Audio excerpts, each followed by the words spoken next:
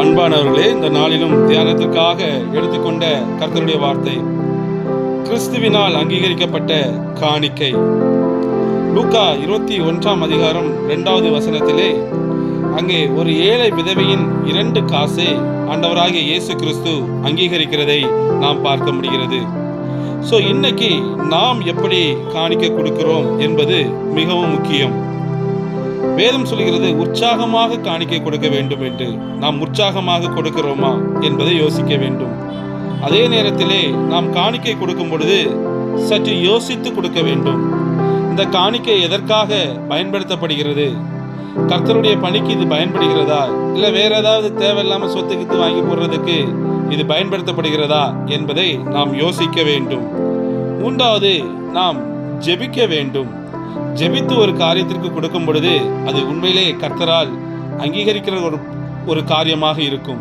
ஜெபிக்கிற பொழுது அது ஆண்டவருடைய சித்தம் இல்லை என்றால் ஆண்டவர் நமக்கு அது ஒரு கடின தன்மையை தந்து அதை நம்ம காத்துக்கொள்வார் அந்த இடத்துல இருந்து. ஜெபித்து கொடுக்கிறவர்களாக நாம் இருக்க வேண்டும்.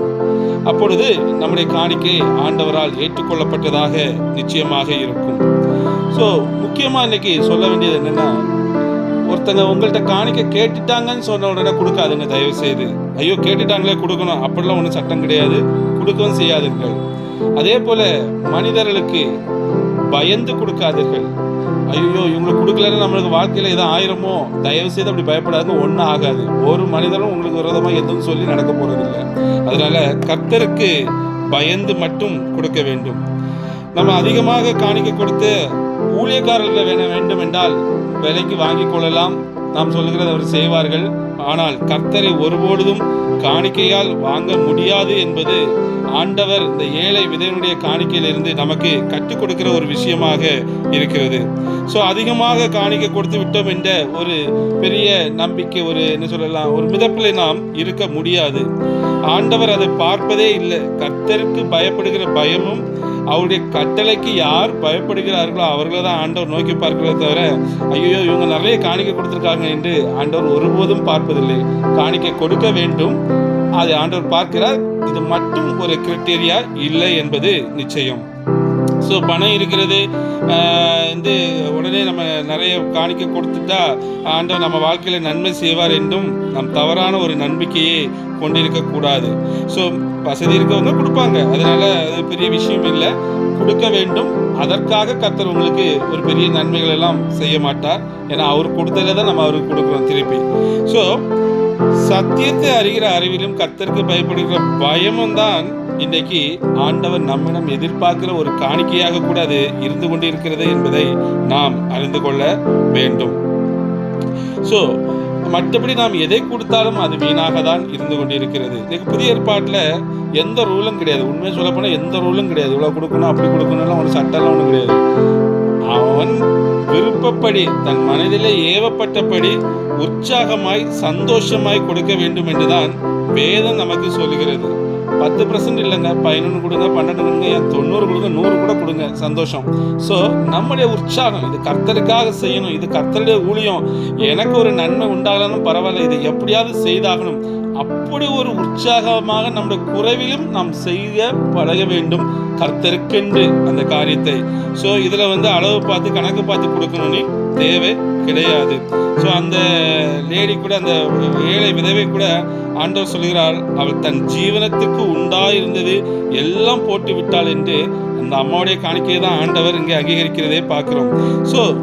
ஆண்டவர் அங்கீகரிக்கிற காணிக்கை என்பது உண்மையாக நிறைவாக சந்தோஷமாக கர்த்தருக்கென்று நம்மிடம் இருக்கதை கொடுப்பதுதான் ஆண்டவர் அங்கீகரிக்கிற ஒரு காரியம். அதே நேரத்திலே நாம் ஒரு காரியத்தை முக்கியமாக நினைவு கூற வேண்டும்.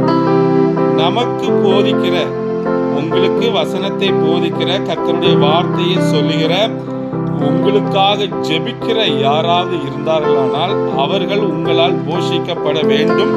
இது நமக்கு வசனம் நமக்கு இந்த காரியத்தை நிச்சயமாக சொல்லிக் கொடுக்கிறது. ஏனென்றால் 1 கொரிந்தியர் 9:14 கூட பார்க்கும் பொழுது அங்கே என்ன சொல்லுன்னா, சுவிசேஷத்தை அறிவிக்கிறவருக்கு சுவிசேஷத்தினால் பிழைப்பு உண்டாக வேண்டும் என்று கர்த்தரும் கட்டளையிட்டிருக்கிறார் என்று வசனம் சொல்லுகிறது. அதே போல கலாத்தியர் 6:6 பார்க்கும் பொழுது, மேலும் திருவசனத்தில் உபதேசிக்கிறவனுக்கு சகல நன்மைகளிலும் பகிர்ந்து கொடுக்க வேண்டும் என்றும் வேதம் நமக்கு சொல்கிறது. இது அவருடைய வாழ்வாதாரத்திற்கு, அவருடைய தேவைகளுக்கு, அன்றாட தேவைகளை பூர்த்தி செய்வதற்கு இது நிச்சயமாக நாம் எல்லா ஊழியக்காரர்களுக்கும் செய்ய வேண்டும். அன்பார்ச்சுனேட்லி இன்னைக்கு எல்லாரும் பெரிய ஊழியக்காரங்களுக்கு கொடுக்குறாங்க. எத்தனையோ சின்ன ஊழியக்காரங்க அங்கங்கே கஷ்டப்பட்டு இருக்கிறாங்க. அவர்களை நாம் தேடி பிடித்து அவர்களுக்கு கொடுப்பது, உண்மையிலே பணத்தினாலே ஒருத்தர் கஷ்டப்படுகிறார்கள், பணம் இல்லாமல் ஒரு ஊழியம் செய்ய முடியாமல் கஷ்டப்படுகிறார் என்று நாம் அறிவோமானால் அவர்களுக்கு கொடுப்பது மிகவும் பிரயோஜனமாக இருக்கும். அதுதான் ஆண்டவர் நமக்கு இன்னைக்கு சொல்லி கொடுக்கிறார். அப்படிப்பட்டவர்களை நாம் தேடி கொடுக்கணும், கொடுக்கக்கூடாதுங்கள கொடுக்கணும். ஸோ நாம் யாருக்கு கொடுக்கிறோம் என்பதிலே நிச்சயமாக நாம் உறுதியாக இருக்க வேண்டும். நாம் கொடுக்கிற பணம் கர்த்தருடைய ஊழியத்திற்கும், சுவிசேஷ ஊழியத்திற்கும், ஆத்தும ஆதாயத்திற்கும் அது பயன்படுகிறதா என்பதை யோசித்து பார்க்க வேண்டும். ஒருவேளை ஒரு பெரிய அமௌண்ட் ஏதாவது கொடுக்குறீங்க அப்படின்னா இது பிற்காலத்திலும் கர்த்தருடைய ஊழியத்துக்கு பயன்படுமா என்று நாம் பார்க்க வேண்டும். நான் கூட இப்போ ஒரு பெரிய அமௌண்ட் வச்சுருக்கீங்கன்னா ஒரு 10 லட்ச ரூபா கொடுக்குறோம். இந்த அமௌண்ட்டு ஒரு 10 வருஷம் கழிச்சும் பிரயோஜனப்படுமா கர்த்தருடைய ஊழியத்திற்கு? இதெல்லாம் சுற்றி யோசிக்க வேண்டும். அந்த ஒரு சொத்து வாங்குறதுலாம் ரொம்ப கவனமாக இருக்க வேண்டும். இந்த சொத்து வாங்குறது யாருக்கு பேரில் வாங்குறாங்க? யாராவது இண்டிவிஜுவல் பேரில் வாங்கினா, இந்த ஃபேமிலி ட்ரஸ்ட்டில் வாங்கினா தயவு செய்து கொடுக்காதீர்கள். ஏனென்றால் அந்த ஊழியக்காரர் ஒருவேளை நல்லவராக இருக்கலாம். சிறிது காலம் போய் அடுத்த தலைமுறை வரும் பொழுது அவருடைய வாரிசுகளுக்கு ஊழிய அழைப்பு இல்லை என்றால் நீங்கள் கொடுத்த பணம், வாங்கி வைத்த சொத்து எல்லாம் அந்த வாரிசுக்கு சொந்தமாக போய்விடும். அவர் ஊழியம் செய்ய மாட்டார்கள், எல்லாம் வீணாக போய்விடும். இப்பொழுது இருக்க ஊழியக்காரர்கள் வேணால் தரிசனத்தோடு இருக்கலாம், நாம் கொடுக்கலாம். அதில் கவனமாக இருக்கணும். பிற்காலத்திலே அதற்கு மதிப்பு இல்லாமல் போகலாம். சில ஊழியங்கள் நாம் பார்க்கும் பொழுது இந்த மெயின்லைன் சர்ச்சில் அங்கெல்லாம் அப்படி கிடையாது. நம்ம இன்னைக்கு எதை கொடுத்தாலும் 100 வருஷம் கழிச்சு அங்கே யாரோ ஒரு ஃபாதர் இருப்பார், யாரோ ஒரு கமிட்டி இருக்கும், அங்கே ஊழியம் நடந்து கொண்டிருக்கும். அது வீணாக போகவே போகாது அந்த மாதிரிப்பட்ட. ஸோ ரொம்ப கவனமாக நாம் இன்றைக்கு கொடுக்க வேண்டிய இருக்குது காணிக்கைகள்லாம். அதே போல் ஊழியக்காரர்கள் வீட்டில் பர்த்டே ஃபங்க்ஷனு 5 லட்சம் 10 லட்சம் செலவு பண்ணுற இதெல்லாம் இன்றைக்கி நடக்குது. இப்படிப்பட்ட எல்லாம் கேட்டாங்கன்னா அவாய்ட் பண்ணிங்க. தைரியமாக சொல்லுங்கள், முடியாதுன்னு சொல்லுங்கள், தரமாட்டோன்னு கூட சொல்லுங்கள். இதில் எனக்கு விருப்பம் இல்லை, உடந்தை இல்லை என்று சொல்லுங்கள். ஜெபிங்க. யார் ஏதாவது கேட்டால் கூட 1 நிமிஷம் 2 நிமிஷம் ஜெபிச்சுட்டு ஆண்டவர் உங்கள் உள்ளத்தில் ஏவாரானால் நீங்கள் அவர்கள் 100 ரூபா கேட்டால் நீங்கள் 10,000 ரூபா கூட கொடுங்க. உண்மையிலே அது ஒரு ஆசீர்வாதம். அந்த மாதிரிப்பட்ட காணிக்கை ஆண்டவர் நமக்கு சொல்லி நம் உள்ளத்தில் ஏவி ஒரு காணிக்கை ஒருத்தர் கொடுப்போமானால் அது உண்மையிலே ஒரு ஆசீர்வாதமாக நம்முடைய வாழ்விலே இருக்கும். தேவையில்லாமல் ஐயோ இவங்க கேட்டுட்டாங்கன்னு சொல்லிட்டு ஒருத்தங்க மனுஷனுக்கு பயந்து கொடுக்கறதெல்லாம் வீண். அது பாவம் தப்புன்னு சொல்லல, வீணாக இருக்கும், எந்த பிரயோஜனமும் இருக்காது. அதனால ஞானத்தோடும் தைரியத்தோடும் இதில் நாம் செயல்பட வேண்டும். கர்த்தர் அங்கீகரிக்கிற காணிக்கையை நாம் கொடுத்து பழகுவோம். கர்த்தருக்கென்று கொடுப்போம், ஜெபித்து கொடுப்போம், யோசித்து கொடுப்போம், ஞானமாக கொடுப்போம், ஆராய்ந்து கொடுப்போம், கொடுக்க வேண்டியவர்களுக்கு கொடுப்போம். ஏதோ ஒரு பெரிய ஊழியர் லட்சக்கணக்கில் கோடிக்கணக்கில் கூவியம் கொடுத்து எந்த பிரயோஜனமும் இல்லை அவங்களுக்கு. ஸோ எத்தனையோ இல்லாதவங்களுக்கு இருக்காங்க, அவங்களுக்கு கொடுக்கலாம். அப்படி யோசித்து ஞானமாக நாம் காணிக்கை கொடுக்கும் பொழுது அது அநேக பேருக்கு ஆசீர்வாதமாக இருக்கும், கர்த்தருடைய ஊழியத்துக்கும் வசதியாக இருக்கும். முக்கியமாக நான் கொடுக்கிற காணிக்கை ஊழியத்துக்கு பயன்படுகிறதா, கர்த்தருடைய நாம மகிமைக்கென்று இது பயன்படுகிறதா என்று ரொம்ப யோசித்து ஆராய்ந்து யோசித்து செய்யுங்கள்.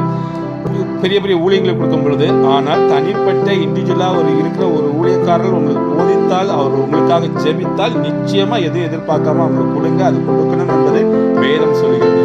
ஸோ நாம் இன்றைக்கு கர்த்தரால் அங்கீகரிக்கப்பட்ட ஒரு காணிக்கை கொடுப்போம். கர்த்தருடைய நாமத்தை நாம் மகிமைப்படுத்துவோம். கர்த்தர் தாமே இந்த வார்த்தைகளை ஆசீர்வதிப்பாராக. ஆமென்.